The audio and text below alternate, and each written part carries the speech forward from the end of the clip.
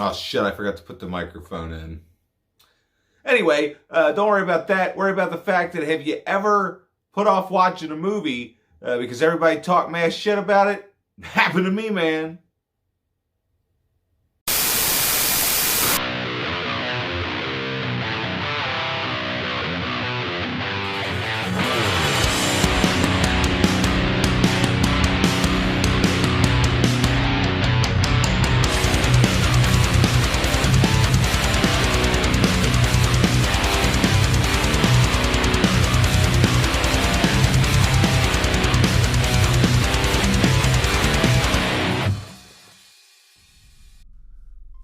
Hey everybody, it's Drewski McGillicuddy, and tonight I finally popped in a movie I bought a little while back that I had never seen because I put it off because everybody talks shit. It's got a 4.9, and obviously that means we're talking about the remake of Poltergeist from 2015, directed by some guy whose name I couldn't be bothered to remember, and starring Sam Rockwell, one of my all-time favorite underrated actors, who's just phenomenal in everything he's in. And that also goes for Poltergeist 2015. And now, not to spoil my rating or anything, but I literally didn't watch this movie for what seems like, I don't know, 5 years, because everybody said it was garbage. It's absolute garbage. It should have never been made. It was completely unnecessary. Now, the fact that it was completely unnecessary, that might be true, because Poltergeist, let me just get this out of the way. I mean, some of you might have seen my Poltergeist series review, and I skipped this one because everybody said it's not worth my time, but apparently that's not necessarily true. I am a diehard fan of the first 3 films. I love all 3 of them equally. Together, they tell one solid story, so they are among my favorite horror films of all time. So, did it need a remake? Not necessarily. Now, I'm not gonna lie, as soon as this movie started and I saw the modern aesthetics, I rolled my eyes. I was like, oh god. Kid's sitting there playing a video game in the car with his headphones on, and his mom's trying to tell you, you can't do that without taking your Dramamine, you're gonna throw up all over the place. And as it went on, I was like, I don't fucking like this kid, this mom, there's something about it I don't like, and then this I don't like, and there was small little things then it started to grow on me. And then Sam Rockwell, like, the man could do no wrong. Like, everything he's in, he's just absolutely wonderful. I mean, even though he's just playing Sam Rockwell's just being himself in every movie he's in, this ridiculously charming, kind of a doofus, but I absolutely love him. And then I don't know who the wife was, but it took a while for me to come around to her. I think her name was Amy. And then Sam Rockwell plays Eric. And then Gareth. Was his name Gareth? Griffin. Who cares about everybody's name, all right? It was Madeline, not Carol Ann, like it is in the original. Madison. Well, it was short for Madeline. Maddie. Short for Madison. Oh my god, who gives a fuck? Anyway, so here's the thing I noticed right away, that he wasn't a realtor that, owned the house already. He was some guy that worked for John Deere that was laid off, so he was forced to buy this small house in this less rich neighborhood, because, and it's still like 3 times the size of my house, even though there's only 3 bedrooms and a fucking badass attic. There's a badass attic bedroom that's like the scariest room in the house, and they give it to the kid because the teenager don't want it. And it's like, why wouldn't the teenager want it? Because that's fucking badass. You have all your privacy, you're up there all alone, and then the tree can get your ass. But see, that's the thing. Now, as great as the original was, the one thing is, the older daughter, God rest her soul, I didn't feel like she really added much to the movie. Whereas in this one, I really liked the teenage daughter, even though I can't remember her goddamn name. Kendra. See, that's why I got a secretary, everybody. She knows everything that I don't. But anyway, so they move into this house. and they get it for a steal, you see, but they don't know why they're getting it for a steal at the time. And then, you know, you're expecting a by the numbers remake, or at least a by the numbers horror film, especially since everybody said that this was a waste of time and that it does nothing new. But it does kind of change things up a little bit, so I don't know what the fuck everybody's talking about, because instead of it being Carol Ann that gets scared and go, or whatever, whether she's scared or the fact that she was sleeping with the parents, it's this kid, what the fuck is his name? Griffin is scared, so he's sleeping with his parents, and then he's the one that hears Carol Ann talking to the TV, but her name's not fucking Carol Ann, it's Maddie. And you know what? I was ready to fucking hate this little girl, okay? But aside from, like, you know, the Griffin, aside from Griffin at first, because he was just a whiny little baby, I didn't like him. I didn't like the mother, but I did like the teenage daughter, Kendra, and I liked Maddie, and I like Sam Rockwell, because that's a no I mean, it's a given. It's a given. You know, you're gonna like Sam Rockwell whether you like it or not.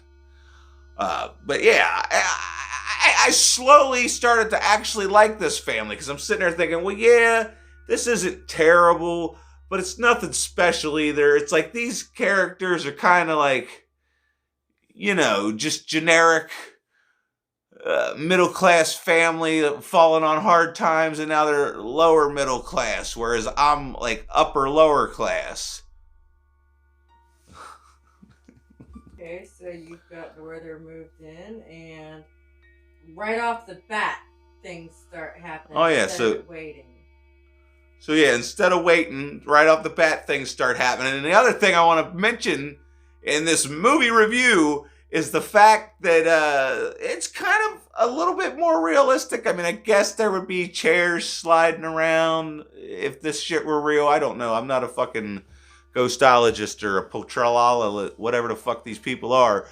But what I can tell you is, if there were ghosts, they would definitely be able to fuck with the electricity, and they're manipulating the electricity in this house. And I thought that was a nice touch. That was a nice modern touch as well. So you got a remake that's like, you know, retelling the story, but with a modern flair, and apparently everybody hates it. I don't understand. Like, seriously, the whole time I was watching it, I had the lowest of expectations. I'm sitting there expecting to hate it. I'm waiting to hate it. And me and the secretary kept looking over at each other, and I'm like, well, I haven't seen anything to warrant a 4.9 on IMDb yet. Like, the whole time, we're just looking at each other like, what's the problem? What's everybody's problem with this movie? Now, yeah, there was a certain charm to the original family. You know, Carol Ann, you're not going to fucking replace Heather O'Rourke. It's just not going to happen. But this Maddie, whatever the fuck her name is, she was damn cute. Now, and I thought I wasn't going to like her. Like I said, I was starting to say that, and then I started rambling on. I thought for sure I was not going to like this little girl. But she had a cuteness to her, and her little freckles on her cheekies. And then, like, the fact that she wasn't blonde kind of, like, stopped bothering me. Because, you know, the secretary said, well, you know, they're remaking it. They don't want to fucking copy everything. And that's the other thing, which I don't understand why people have a problem with it. Because it doesn't fucking copy everything. It changes several things up. Instead of a little old midget lady doing the seance, it's some British dude with a bunch of scars on his face. And I didn't think I was going to like that guy either. Let's talk about that guy, because I couldn't stand him in Mr. Deeds. And then he's in this movie, so I'm thinking, who hired this asshole? And then it turns out I liked him. And then the fact that they developed his character as much as they did with him and his wife, because his wife is the one that came when they fucking started realizing, oh shit, there's crazy stuff going on here. Because Gareth is up in this spooky ass room, and he keeps telling like, hey, something ain't right. I found these clowns. Why the fuck are these clowns in here? And it's this pretty freaky clown. It's almost scarier than the original. Almost, but not. No, I think it is. You think it might be? Yeah. I thought they were jumping like when he kicks it. Like, can I find this fucking scene? Because when he kicks this fucking clown and his face busts open, it's a little freaky. Not to mention, hold on, let's go back a little bit. The squirrel scared the fucking shit out of me. I'm not gonna lie. I was frightened by a squirrel. I mean, it's better than a cat jump scare, because when the fuck have you ever been scared by a squirrel in a movie before? Poltergeist, 2015, you know? So yeah, I do not understand what everybody's problem is with this movie. Like, they didn't have the pool scene, you know, with the real dead bodies. And that is a slight gripe, because once you do get towards the end, it's still pretty cool, but I feel like they could have did more, and maybe they could have blended the CGI with practical effects a little bit, because the CGI in this movie is pretty good, but then there's some that looks like a PlayStation 3 game, and it's like, fuck.